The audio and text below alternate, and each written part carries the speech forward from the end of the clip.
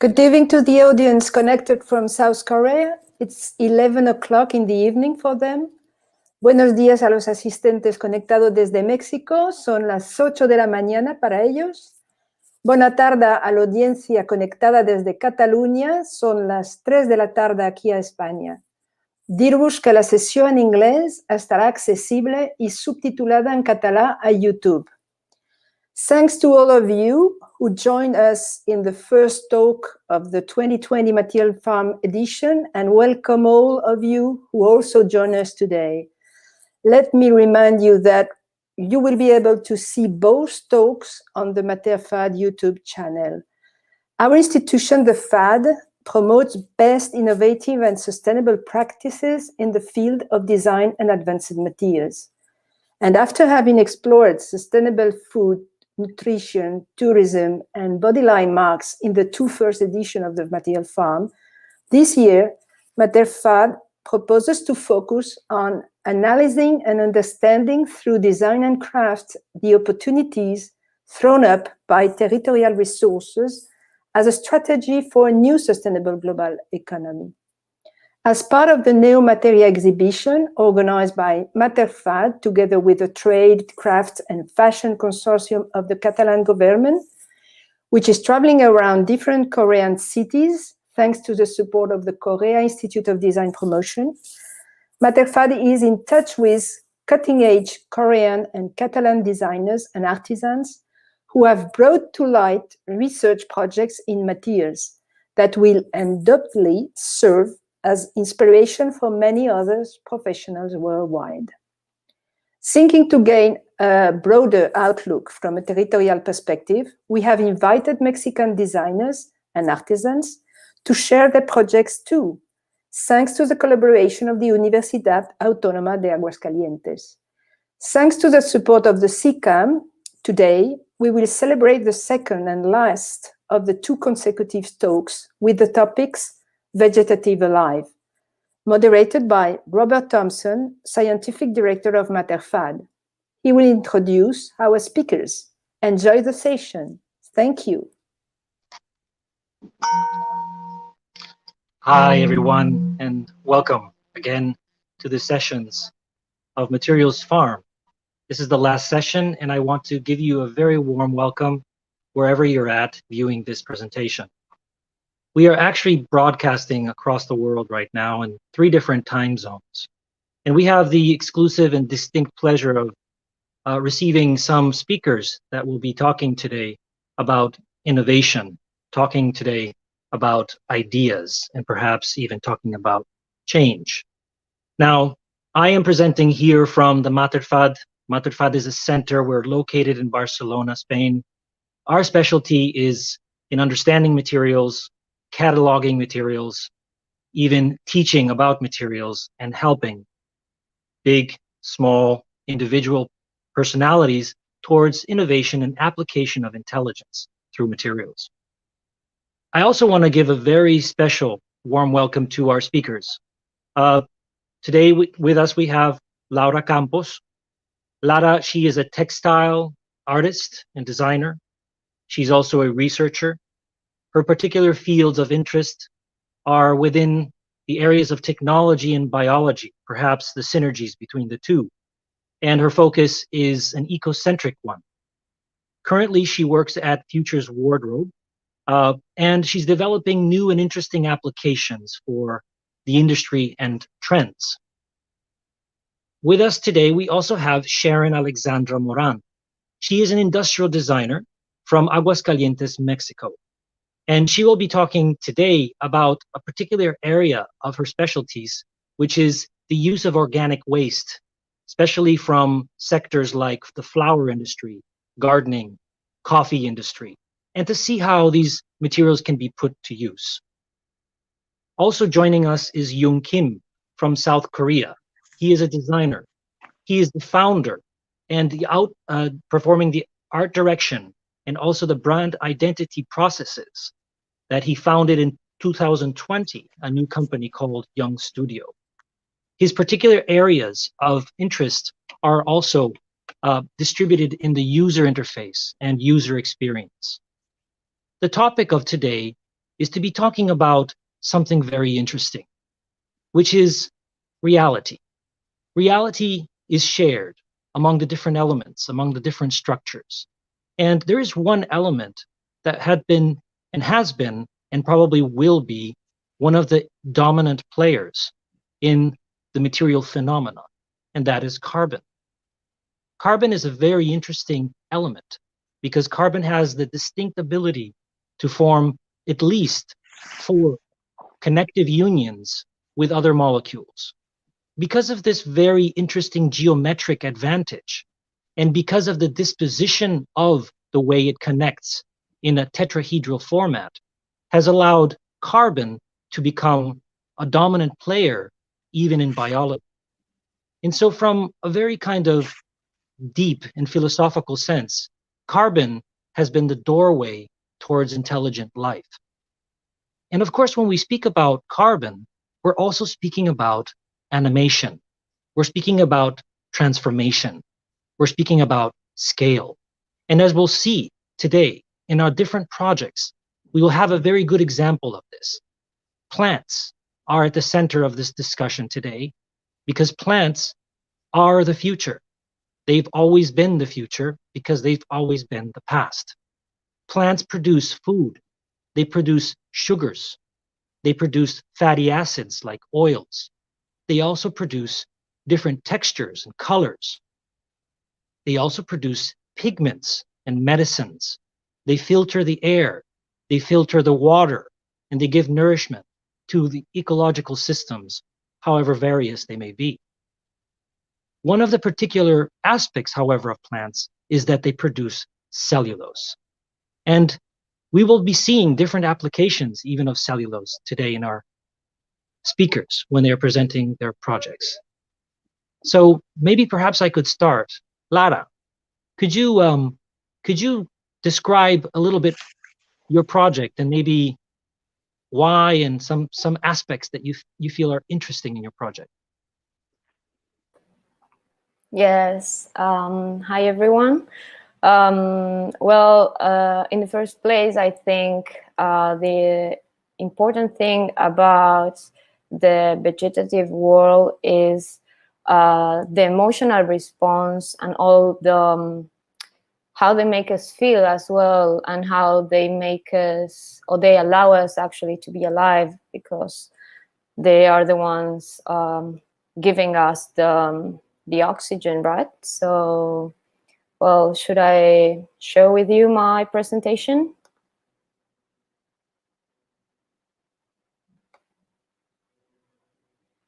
One sec.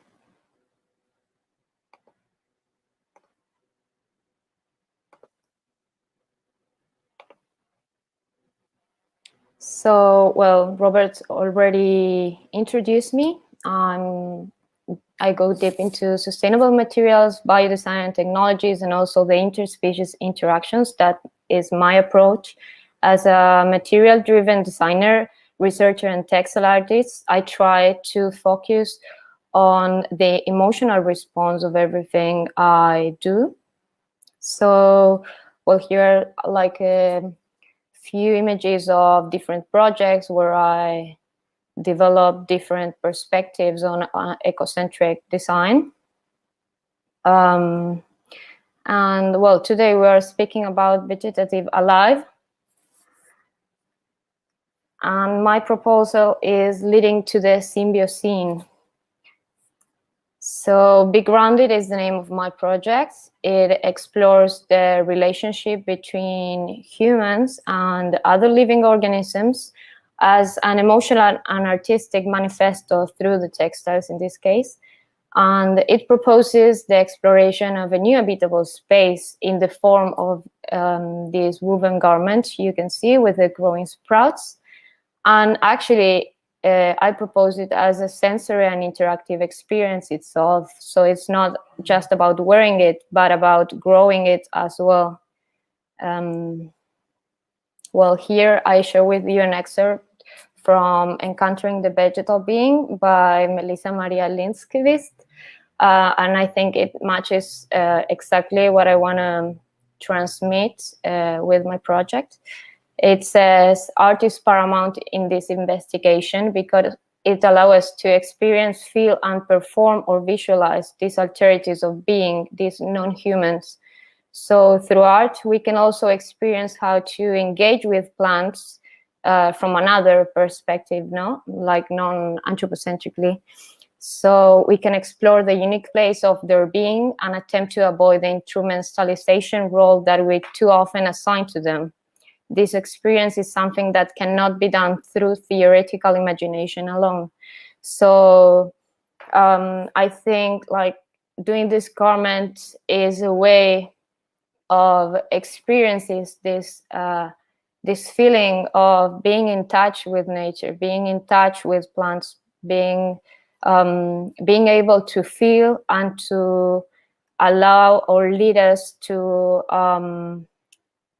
an interspecies communication or relationship, maybe to create like a more empathetic relationship as well. Like idyllic is like an idyllic symbiosis, but actually it's not specifically a symbiosis. It's more like trying to get empathy for other beings and trying to relate with them.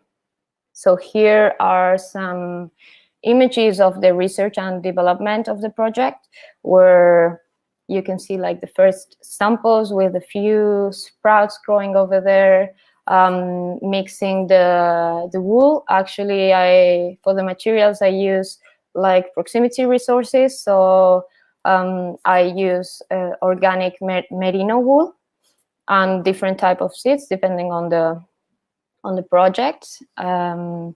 So here you can see in the right, you have like plants, like the sprouts, which is like the exterior.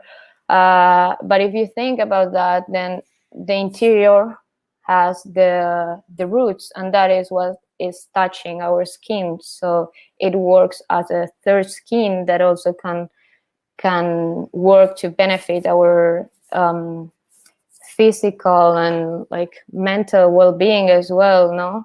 Like actually the name of this project is Be Grounded, and all of you may know like the benefits of being in touch with the ground, in touch with plants. So it's just a manifesto to explode this idea, to rethink this idea. And it's not like it's not meant to be for fashion industry. It's not meant to be to use it out there. Actually, it's just about a manifesto. It's just about saying it louder and allow us to rethink how we relate with other beings. Also for the research and the development, you can see here in the right, I built custom tools. So I built a spinning machine that's from an open source hardware made by Studio Hilo from Berlin. And also I built like the loom I needed to weave my, in this case, it was like a dress. And here you can see like the side view of the sprouts. Also, well, in the first place, this is not commercial, not for sale. It's just continuing with the manifesto, and the experience itself is the kit. I built a kit to explain how the process of growing is involved, how you can grow the garment, what do you need to do for the garment to grow. And actually, I think like the talk to them is actually like the most important thing I wanted to introduce into this user manual that is inside the kit. So then you can grow it and like also like be enthusiastic about the plants growing, the sprouts growing, and then wear and experience the garment. That is the most important part. So you wear it naked, you feel it, it smells like nature. Actually, it smells like grass. It's humid, it's moisturized. So it's a different way of exploring senses. I think it's well, actually, it's like new kind of feelings when you wear it, something that's not, that the human is not used to. And then obviously this, you can dispose the garment on the earth. Well, growing the material, this is super important to think about all the conditions in order to grow the vegetative, to grow the plants, to grow the sprouts. And it's not just about like climate variables that are super important, but about, you know, being there, taking care of them, being with them like every day. And of course, there are certain conditions, as I mentioned before, in the user manual. But it's a nice thing to see it growing. Actually, it's, I think, like in this project, the most nice part of it is like growing it, like seeing it, how it grows and how it develops. Well, speaking about material-driven design, well, design when guided by the materiality, as in this case, can give rise to infinite alternatives and also became a new mean to instruct an ecocentric present future. I mean, I say present future because I think it's coming very soon. Well, the needs for new materials, actually, they are reinvented all the time, and they come to nourish ourselves, to comfort us, to cover us, to delight us, to teach us, and even like to keep us alive. So combining knowledge and techniques from different kind of disciplines and also documenting each stage of the experimentation, obviously always guided by the properties and the behaviors of the material, is very important in this case, so you can continue the flow of your research depending on the outcome, no? And the actually also like the results you have and the emotional response you get out of each piece and of each test and of each prototype. Also, well, the exploration is usually with an iterative approach. So that means you have like different process and intervene the matter in different ways, like as many as possible as you can. And analyzing these results, as I said before, not just technical or functional, but also with the expressive discourse within it. So this leads to the storytelling and the emotional response generated by the final piece.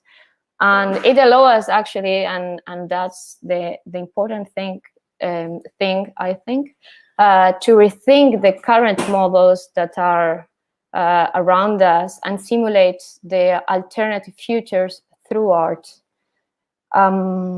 Well, I long to continue investigating and disseminating these alternative materialities, creating our pieces to imagine a future where we empathetically coexist with other organisms. And well, thank you all for hearing me.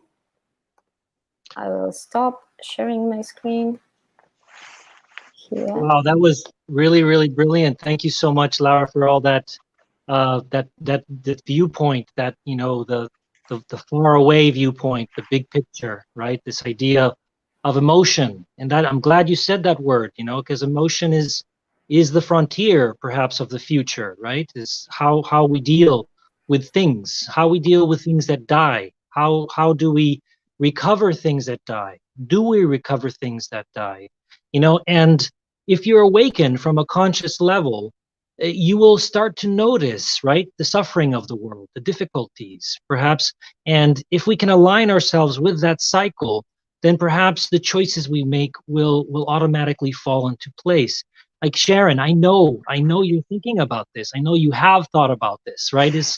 Do we collect those old flowers, those leaves, those coffee grounds, or, you know, those pebbles? Does it make any sense to you? Yes, it makes a lot of sense to me, and I have thought about it a lot too. Yes. I was wondering if you could take us through your journey, perhaps, explain to us what you're doing. Okay, yes, let me share my screen with you. Okay.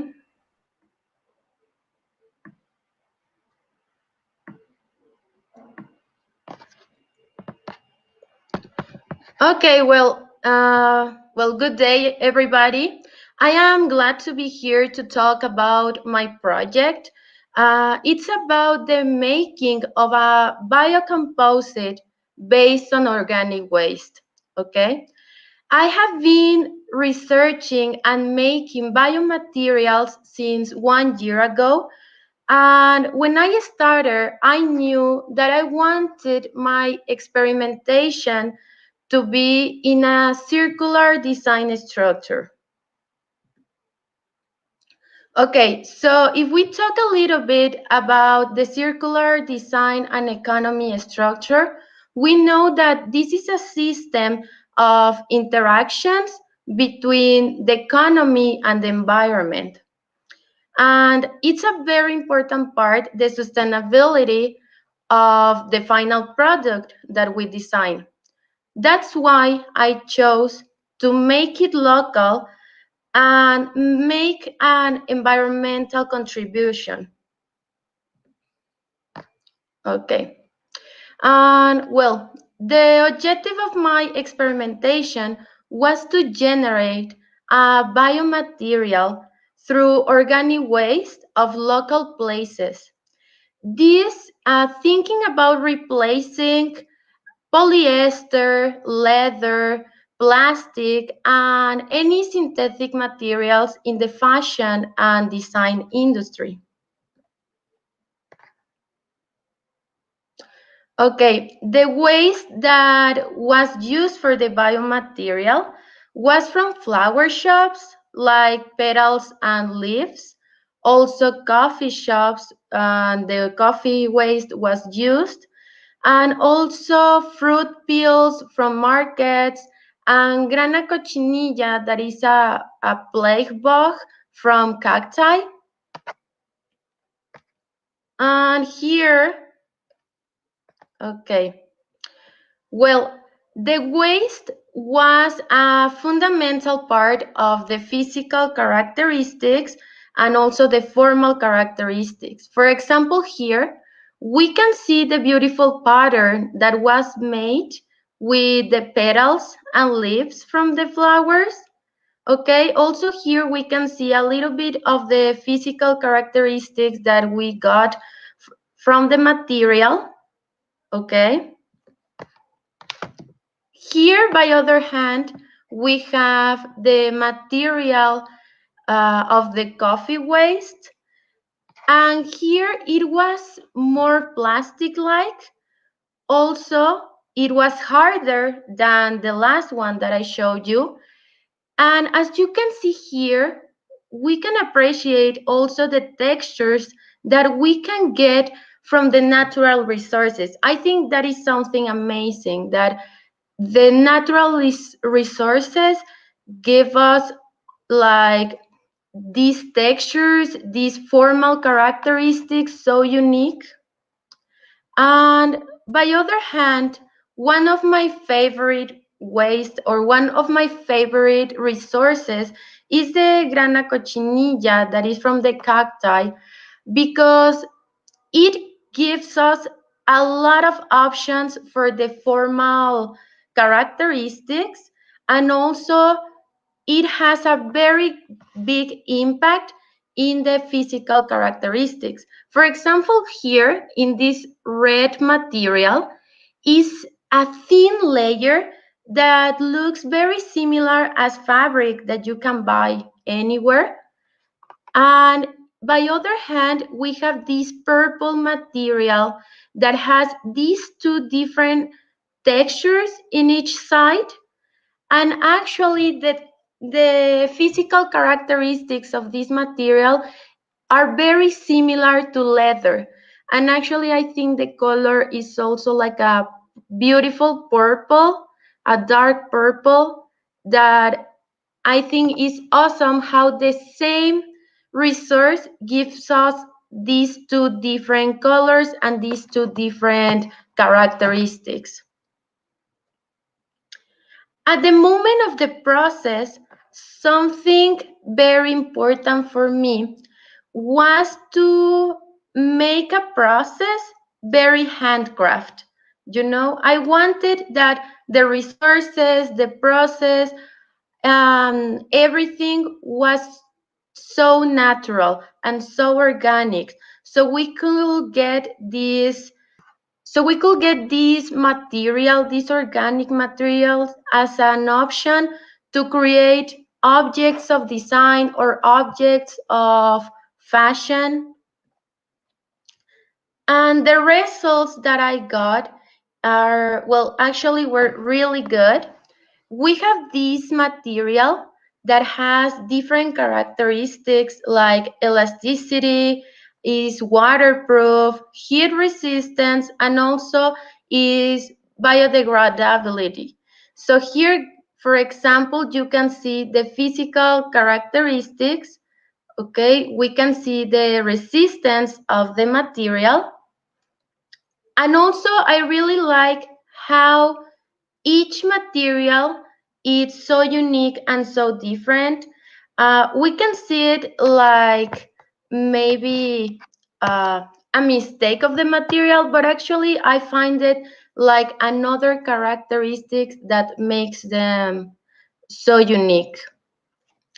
Here, for example, is what I was telling you, that we got these different textures and formal properties. We can have very thin materials.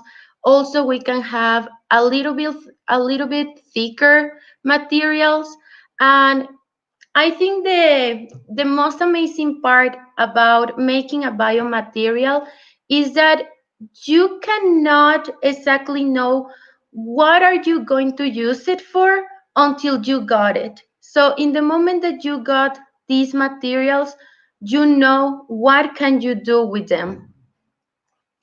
So here, one of the options that we give for these kind of materials is to make fashion and design items, replacing the leather and the plastic materials that we have at the moment. So in the future, I hope to continue creating and also to create like a full material studio to give more options and to give more material for the design and the fashion areas. And I think that's it for the presentation. Wow, Sharon, I like the colors, the purple, that leather, that feeling, right? It's I'm already imagining that as maybe, you know, a future style, or perhaps the way that we receive our packaging, you know. And really what we're looking at here is the thousand faces of cellulose. And you know, cellulose is this incredible sugar biopolymer, so abundant, and we have it in so many different scales. So we have like long fibers, then we have short fibers, then we have fibrils, then we have microfibers, and then we have nanofibers, right? We have these really small structures. And you know, Sharon, you're talking about water resistance, right? You're talking about resistance to heat, you're talking about elasticity. And these are all properties, and even transparency are all properties of nanoscaled microstructures that allow light to go through and things. But there's also the poetry, you know. And you know, the one of the most emotional sides that I've seen today was probably the work from you, Jung, is this idea of how do we make art, right? I've heard emotion, I've heard the word art, and maybe you could continue, because I think, you know, that piece that you made is so artistic, so beautiful. Could you talk about that? Yes, sure, of course. Thank you so much. Hello, everyone from South Korea. I'm Jung, and okay. So now let me share my screen.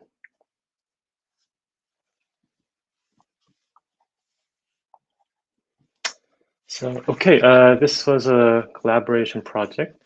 I was working with a fellow designer, Katarina Horn-Jardemark, and researchers from Rice Research Institute of Sweden.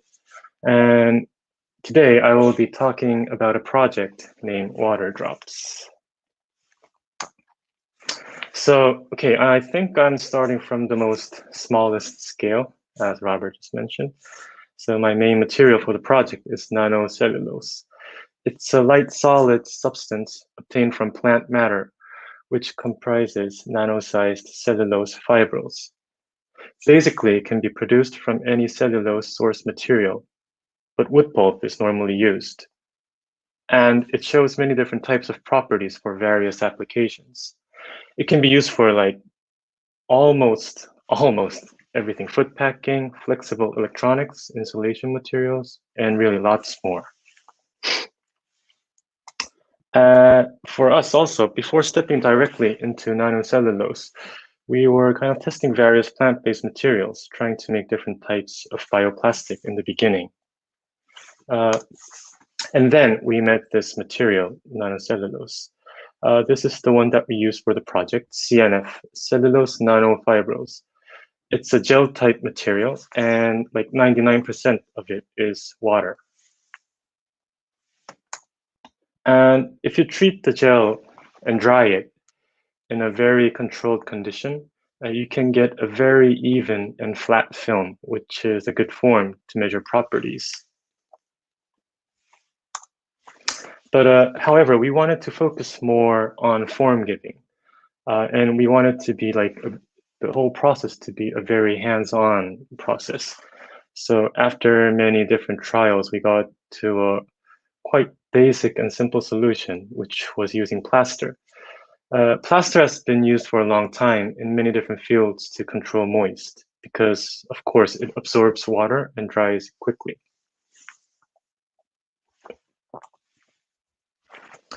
Even if we could somehow make a form, it would eventually twist and bend because the surface would be like awfully bumpy and uneven in microscale.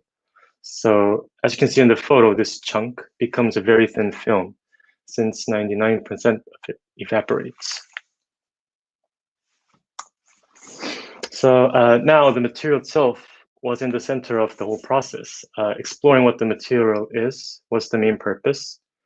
And we could have gone a bit further doing this similar thing, but for this project, and given a limited time, we decided to go through a bit of a reframing and put context into the core of our process.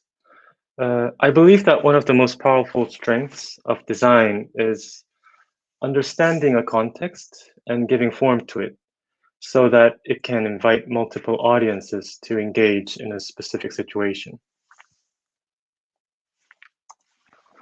From the very beginning, human relationship with water was our overarching theme, and we have split the project into two.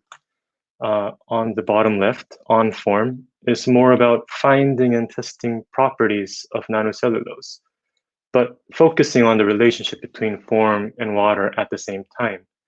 And on the upper right side, water drops. This goes with a presumption that using plaster is a well-defined method, and then we step out of the material itself and try to visualize a context where we can share our experiences related with water.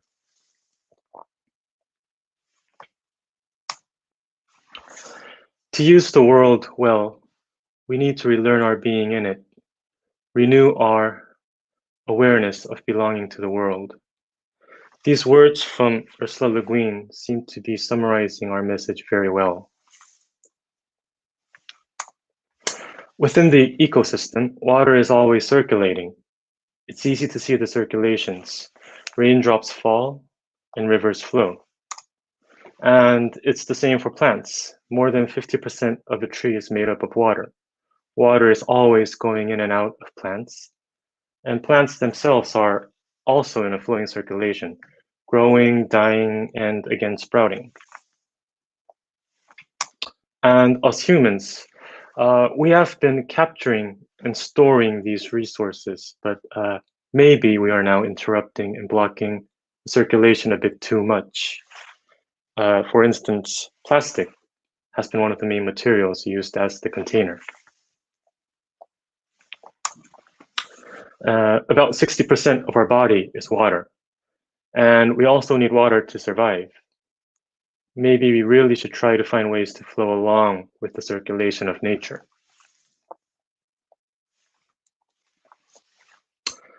Among infinitely many routes of water circulations, we wanted to capture a moment that could easily touch our memories, and we visualized the moments of raindrops falling on leaves and a pond.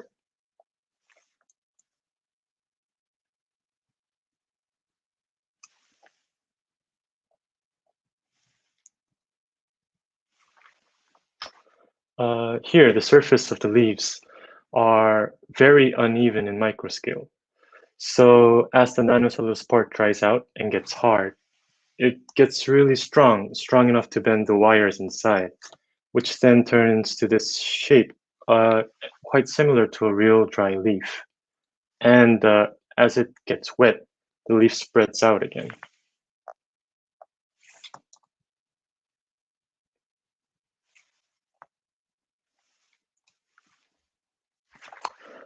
Before showing a short video of the work, I would like to finish with this wonderful quote from, again, Ursula Le Guin. "We need the language of both science and poetry to save us from ignorant irresponsibility." Thank you, and now you'll see a video.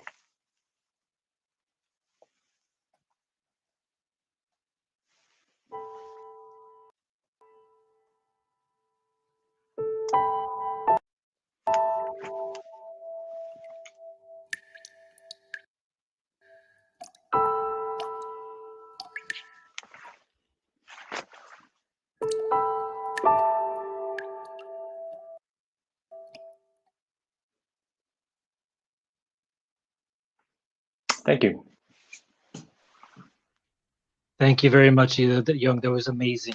I loved it. It was one thing I loved about your process is precisely one of those things that I'm particularly very kind of interested in and curious about, which is the clashing of these scientific capacities, right? Of all this invested energy over millennia of society and civilization trying and striving to survive, to come up with knowledge, right? The tool maker that can make the ultimate scale, that can make the ultimate degree of control, only to see it to be destroyed later by the entropy, right?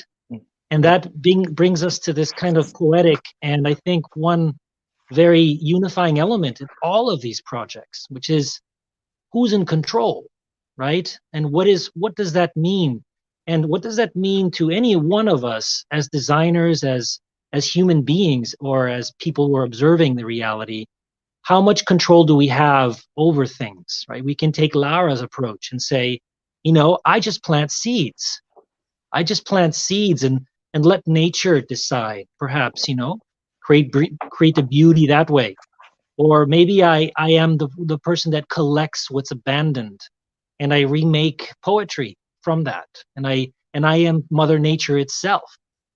And I can create things in the human way, or maybe it's literally, it is the expression of poetry. Now, I'm wondering, because all of these things have a fractal side to it in some way. Fractal, like plants create branches, but on the opposite side, they create roots. And when I was thinking about your project, Lara, I was thinking, this is amazing because the body is an organism. It emits carbon dioxide, and the plants feed off of that carbon dioxide and re-give oxygen to your lungs. Could this be a new way of breathing? I'm wondering. Well, yes, I think we are heading that way, obviously, and it's actually super interesting, the symbiosis we can, like the explicit symbiosis you can have, like when wearing this garment, that actually is what's happening out there, but this is like so explicit, like in one body with this garment as a third skin, and actually it's a symbiotic system where we give them the carbon dioxide, and they are giving us oxygen at the same time. Yeah, exactly. And I was amazed at the way that you were able, Sharon, to put things together. Right now, I'm wondering the structures that you've created. The main agglutinant. What was that? Is it a gelatin? Is it like an agar based, or is it really based off of something else?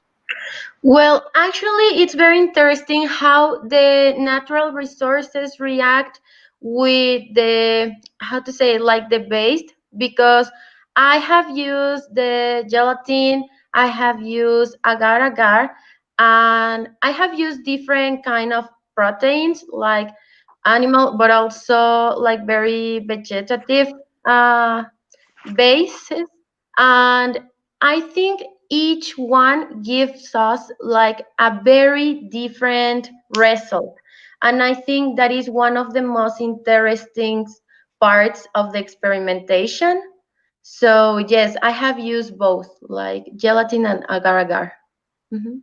Yeah, I was wondering because you may want to look into the fact that there are all kinds of biopolymers now that are available, that can be actually generated as a fermentative process from taking that very waste, for instance, and you can, because the waste that you're using is very carbon heavy, and it has some glycose, some xylose, there's some sugars in there that can be fermented, and we can use like the infusions of these bio-based with bio-based, because carbon and carbon has a very good interaction, and on some level you're keeping it kind of mono-elemental, like you're using the same elements, and I think this is also something that you're exploring, Jung, is this idea of water. This is like, it's such a difficult thing with bio-based materials, right? The patience that we have to things to dry out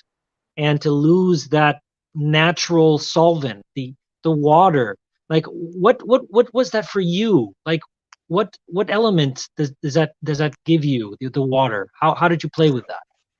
I just like remember this material scientist at Rice saying like it's this love and hate relationship between water with them, because it's so crucial to control the amount of water and how they need it. And actually, it was also kind of similar for us also, because we were taught how to make like a perfect film to use it in a way whatever we want, but to do that we need days or weeks and specific conditions, and it was it took too much time, but also I think that wasn't really our main interest, because like as designers or craftspeople, we really wanted to somehow get our hands dirty and really like do some things with our own hands, and we just tried like whatever we had in the place. And even though like if you, in terms of like properties and evenness, it's a really bad surface that we made, but that unevenness and how it like wrinkles and how it bends and how it like changes, we just wanted to try to just actually embrace how that can be and change. And when we were just trying to think of how can we engage more people and try to just bring their own memories within this context with water, we just kind of found that it does kind of look like a leaf, and we added some more branches and some more wires. And I think it was kind of it was really fun to get to know the material, and kind of like a coincidence to use that as artwork. Yeah, I find it very interesting because the nanocellulose is very heavily, I'm assuming, do you use temp oxidized nanocellulose? Do you remember what type it was? Was it methoxycellulose or something like that? Do you remember the type? I don't know specifically, but it was like Okay. Mechanically made that type of nanocellulose. Okay.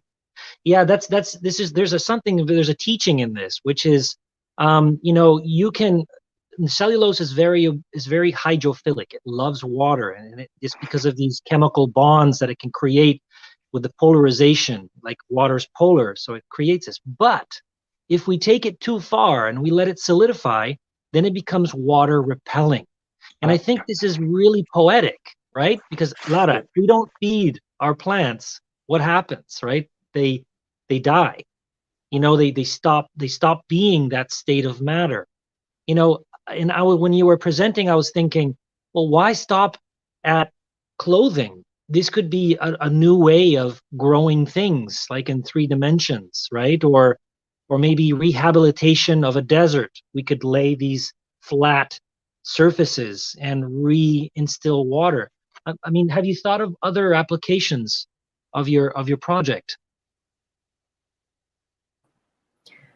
Yes, actually, there's a documentary called The Grounded, I think, similar name, that they speak about how being in touch, like literally touching nature, the ground, etc., heals us. So may like energetically it like uncharges. I don't know if that's the specific word in English, but it like regenerates us, the energy in our bodies, and is not just esoterical thinking. Like you can see the documentary and you can also think about it. So it's also like an experience itself, as it can be like meditation or something like that. So that's where I think of this project, if you take it to reality, you know, like using it as an experience to heal yourself, like physical and mental well-being. Interesting. Now, while you were talking about that, I was thinking, you know, like nanocellulose, which is already, of course, produced in plants, is also an incredible reinforcement material. We can use nanocellulose even in, I think the studies that were conducted said that even with a 1%, all the way up to 5% maximum, if we add nanocellulose to like a biocomposite, like the one you're working on, Sharon, like could we make something that is like leather, you know, like is resistant to water, maybe it has really high strength, and because innovation is supposed to take over things that are old school. So a sustainable future could mean that our relationship with animals is very distinct and different. And so I'm wondering, like, if you could do that, like I'm wondering if you could add nanocellulose to your materials and create something high performance. You know what? That's something that I have thought since day one that I started. And actually, I think is possible.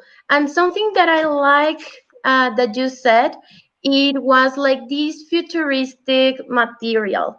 Because, for example, for me, it was very important in all the process to make it like very handcraft, but that doesn't mean that the quality was poor or something like that. No, the opposite. I wanted to create like this ancestral process, but to make this futuristic material, you know, that with waste you can get the same as the leather. And right now, in the materials that I have made, is something possible. The characteristics are actually the same. Is what I said to people all the time. When they touched the material, they said like, did you make it with trash? And I'm like, yes, I did. But it's very impressive because the texture and the characteristics are really good. And I think it is possible in the future to make it in a big scale so we can create all the objects that are already made with leather, but in a natural way. So yes, I think it's possible. That's a fantastic way to answer that. Thank you so much. I mean, that's so true. I mean, I would like to get your feedback on that. Like, is it that the industrial world, right? What is industrially produced is that just a symbol? Is it really true that it's better? In other words, are things not as good because they're made by man? Are we so obsessed about precision and speed that we cannot see the beauty in the smaller and in the more essential? I'm wondering if you guys have any ideas about that. Well, actually, when I was working in this project, I work with a bio artist, and something that she said that I really liked it. It was that we as inventors, we can say, for example, we need to make our, well, she always said that we needed to make our kitchen our lab, okay, because that's the handcraft process that we were looking for. And we can see, as you said, that the quality of the material that we create even in our kitchen is the same quality as the factories made, you know? So, yes, well, that's what I Well, think. that's a good word, like quality, right? Another word that I really like is luxury, right? What is luxury? You know, I mean, I see you smiling, Junga. I mean, what do you think about when I say luxury? I don't know, like so many thoughts. I think it has to be somehow connected with like where does this norm or where does this standard come from? Like, is it really the people who use it, or does it come from the manufacturers, or why are the standards like the standards they are right now? Like, is it because they have to be efficient for manufacturing, be efficient for packing, be efficient for selling? They have to be standardized so that they can mass produce all over the world and then they can use it all together. And I don't know, for luxury, I think that's another type of norm, maybe.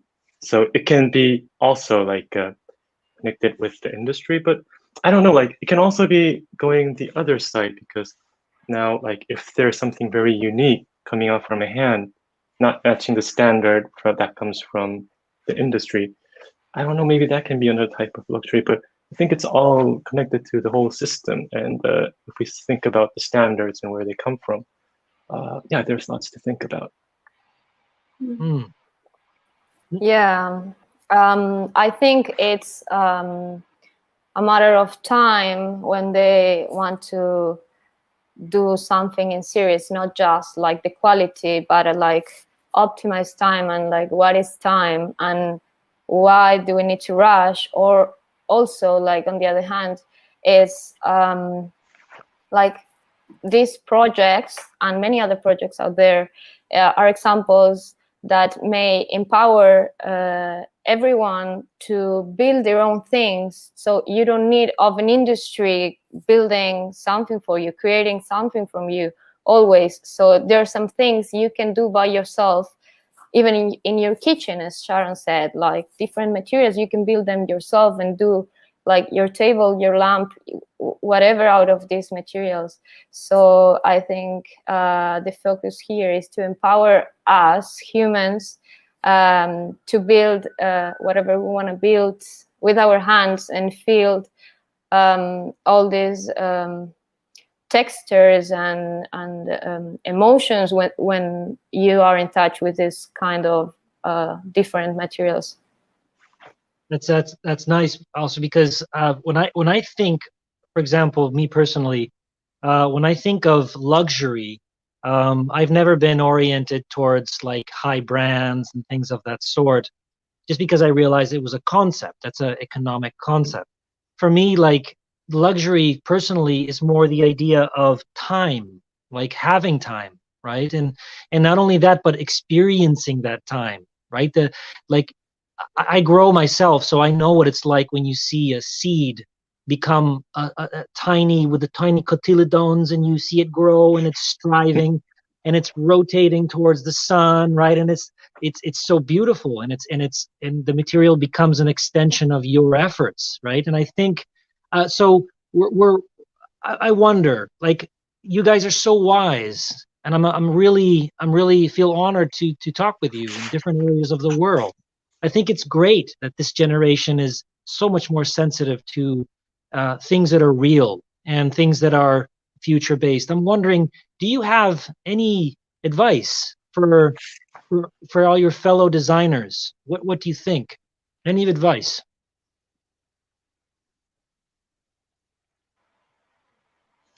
Well, I think one of the best advices that I can have for any designer that wants to start creating or start with experimentation is to don't be afraid to fail, because I can tell you that I failed a ton of times. Like when I started, my samples look like disaster. So at the beginning, I was thinking a lot of quit. I was like, should I continue?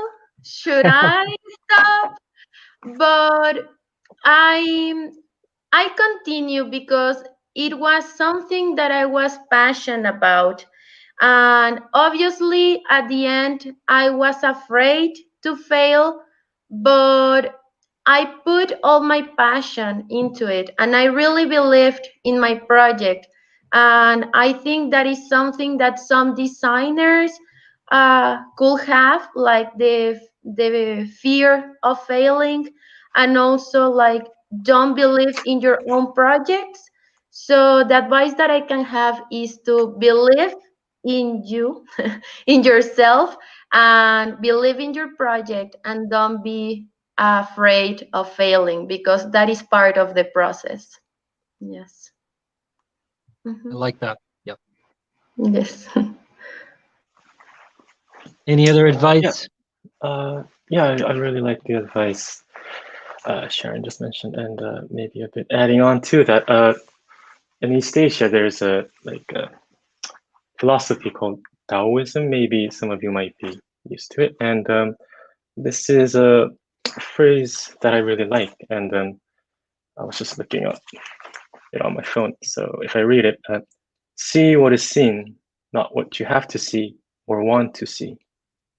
Be bold enough to flow along with the vagueness.